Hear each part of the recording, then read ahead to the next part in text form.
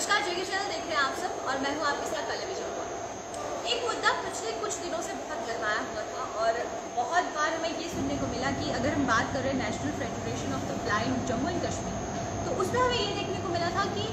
साफ तौर पर इस फेडरेशन की एक ही मांग थी कि उनके साथ जो JDA है उनके द्वारा कुछ इस तरीके की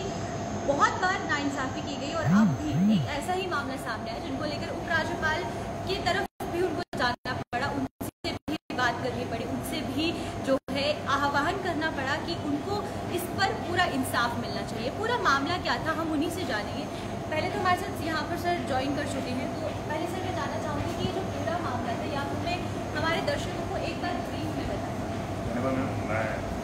MK बढ़िया convener national federation of the blind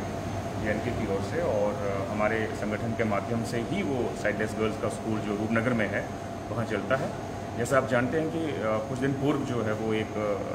piece of land का जो प्रकरण है वो काफ़ी सुर्खियों में रहा और मैं थोड़ा सा पीछे जाते हुए ये बताना चाहूँगा कि एक स्कूल हमारा जो दृष्टिबाधित बालिकाओं के लिए एकमात्र स्कूल जम्मू कश्मीर प्लस लद्दाख के अंदर जो चल रहा है रूपनगर सेक्टर 1 में, और ये से मुख्य रूप से national federation of the blind उसको चला रही है, लेकिन उसके साथ साथ हमारे जम्मू कश्मीर के जो सिविलियंस हैं, सभी आवाम है, वो बहुत कोऑपरेट कर रहा है हमें, उनके सभी के माध्यम से ये स्कूल चल रहा है और बहुत कम जगह में ये स्कूल चल रहा है। अभी उसका जो अपग्रेडेशन है 8 तक हुआ था। हमारी डिमांड थी कि ये एकमात्र पूरे JNK में स्कूल होने के कारण ये 10+2 तक हो जाए, ताकि जो हमारी दृष्टिबाधित बच्चे हैं उन्हें बाहर जो संकर समाज के जो स्कूल्स हैं, दूर आने जाने में आवागमन में काफ़ी दिक्कत होती है, उसका कुछ हल हो निकल पाए। तो हमारे लैंड के साथ ही जो कंस्ट्रक्शन जो हुई है हमारी बिल्डिंग की, उसके साथ एक खाली प्लॉट था लगभग 5 कनाल के आसपास। तो हमने अप्रोच किया आज से 2 वर्ष पूर्व, उस समय माननीय सत्यपाल मलिक जी जो जम्मू कश्मीर के राज्यपाल से थे, तो उनकी साथ हमने ये टेकअप किया। उन्होंने डायरेक्शन दी अपनी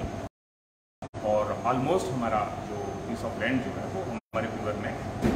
हो चुका था और केवल एक बैठक जो है वो अंतिम होना बाकी थी, जिसमें जो पारित होना था प्रस्ताव होके और वो लेटर जो है वो इशू होना था। तो बीच में क्या होता है, जब यूटी बन जाता है उसमें थोड़ा व्यवधान उत्पन्न हो गया, क्योंकि कुछ चीज़ें जो हैं वो कुछ देर के लिए सरकार को रोकनी पड़ी। हमने भी उन चीज़ों को पूरा कोऑपरेट किया, लेकिन बाद में क्या होता है कि अभी 2020 को एक लेटर हमें मिलता है JDA की ओर से। वो कहते हैं कि ये जो पीस ऑफ लैंड है हम आपको लॉट नहीं कर सकते, क्योंकि इसके ऊपर हाई टेंशन वायर जा रही है। दूसरा ये एरिया जो है वो हमने ग्रीनरी के लिए रखा हुआ है, तो हम आपको लॉट नहीं कर पाएंगे। तो हमने ये उनसे रिक्वेस्ट किया कि जहाँ तक आपकी बात हाई टेंशन की है, ये तो ऑलरेडी हमारी बिल्डिंग जो है वो हाई टेंशन वायर के अंडर बनी हुई है। जब उस समय हमें ये परमिट किया गया है, सभी NOCs जो हैं वो लगी हुई हैं, तो अगर आपको अभी इतना कंसर्न अगर हमारा आप रखते हैं तो कोई बात नहीं, अगर आप हमें लॉट करते हैं तो हम इसको 1 कनाल जगह छोड़ देंगे, आगे बिल्डिंग जो बनाएंगे और या बच्चों के लिए खेलने के लिए ग्राउंड जो है वो होगा। तो उन्होंने बोला नहीं, ये पॉसिबल नहीं है और ग्रीनरी के लिए हमने ये एरिया रखा हुआ है। तो बीच में क्या होता है कि अभी लगभग 20-25 दिन पूर्व कि वही पीस ऑफ लैंड जो है वो जम्मू म्यूनसिपल कॉरपोरेशन को लॉट कर दिया जाता है और वहाँ पे कंस्ट्रक्शन जो है वो शुरू हो जाती है। तो उसका हमने काफ़ी अपनी ओर से रिक्वेस्ट भी किया JDA के वाइस चेयरमैन साहब से भी, और जो म्यूनसिपैलिटी की कमिश्नर साहिबा है मैडम, उनसे भी रिक्वेस्ट किया, लेकिन कहीं भी हमारी जो कोशिशें थी वो सफल नहीं हो पाई। इन बिटवीन हमने हमारे जम्मू कश्मीर के माननीय उपराज्यपाल महोदय साहब से हमने समय मांगा और उन्होंने हमें समय दिया और हमारा एक श्रेष्ठ मंडल हमारी national president professor Kusumlata Malik ji की नेतृत्व में हम लोग मिले। तो जिस तरह से माननीय राज्यपाल महोदय जी ने हमारे इस ज्वलंत इशू का कंसर्न दिखाया है, हमें पूरी उम्मीद है इनके माध्यम से हमारी ये जो समस्या है इसका हल होगा। उन्होंने कल उसी समय हमारे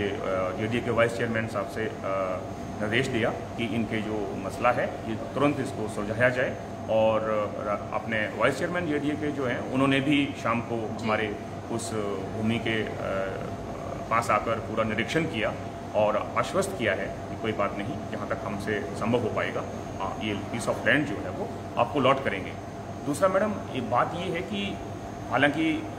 वाइस चेयरमैन जेडीए के वो ये भी कह रहे हैं कि हम आपको कहीं और जगह अलॉट कर देते हैं, ये हम कर चुके हैं, लेकिन कुछ हमारी टेक्निकल दिक्कतें हैं दृष्टिबाधित समाज की, वो ये हैं क्योंकि एक तो हम वहाँ पे अपनी बिल्डिंग जो है वो बना चुके हैं, अगर हमें और जगह अलॉट होती है तो वो जो स्ट्रक्चर बना हुआ है हम उसको ट्रांसफ़र नहीं कर पाएंगे, वहाँ उस जगह पे कैसे लेके जाएंगे।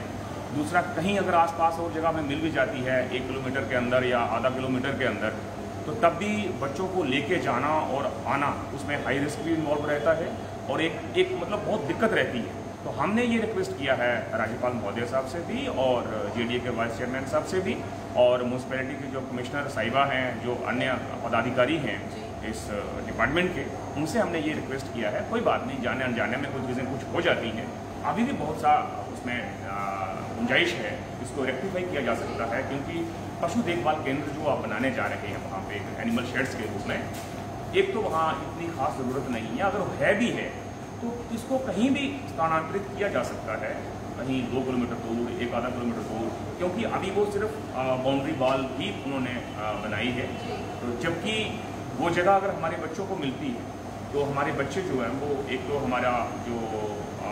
अपग्रेडेशन भी हो पाएगा, उस स्कूल को हम एक्सपेंड कर पाएंगे। ये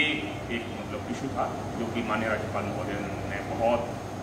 सीरियसली लिया है और हमें उम्मीद है जो उनके माध्यम से इस मसले का हल जो है होगा। तो सर कितने दिनों के अंदर जो है इन्होंने ये कहा है कि इस पूरे मसले को रिजॉल्व कर लिया जाएगा, जो सॉल्यूशन है वो आ जाएगा? देखिए, अभी कोई समय सीमा तो उन्होंने कोई ऐसी बताई नहीं है, लेकिन प्रयास हमारे भी जारी हैं और जो कंसर्निंग अथॉरिटीज़ हैं, चाहे वो जेडीए हो, चाहे म्यूनसिपैलिटी के जो कमिश्नर साहिबा हैं, मुझे पूरी उम्मीद है, क्योंकि हमारी जो दृष्टिबाधित बच्चियाँ एक ह्यूमैनिटेरियन ग्राउंड पर भी वो इस बड़े इशू को ना बनाते हुए एक हमारे सहयोग करते हुए इसका हल निकालने की कोशिश करेंगे, ताकि जितना जल्दी हो पाए हमारे बच्चों को, हमारे समाज को वो न्याय मिल पाए। चलिए, बहुत बहुत शुक्रिया सर आपका हमारे साथ जुड़ने के लिए। और जिस तरीके से हमने पूरा मामला सुना और किस तरीके से अगर हम बात कर रहे हैं, उपराज्यपाल मनोज सिन्हा ने भी इस पूरे मामले का संज्ञान लिया है। अब कितनी जल्दी इसको लेकर कोई सॉल्यूशन सामने आता है और कितनी जल्दी जो फैसला है वो सुनाया जाता है, वो देखना होगा। फिलहाल के लिए सिर्फ इतना ही, और जो भी लोग हमारे साथ जुड़े थे आपका बहुत बहुत शुक्रिया हमारे साथ जुड़ने के लिए, और हम फिर हाजिर होते रहेंगे इसी तरीके से अन्य मुद्दों के साथ। तब तक के लिए आप बने रहिए हमारे साथ।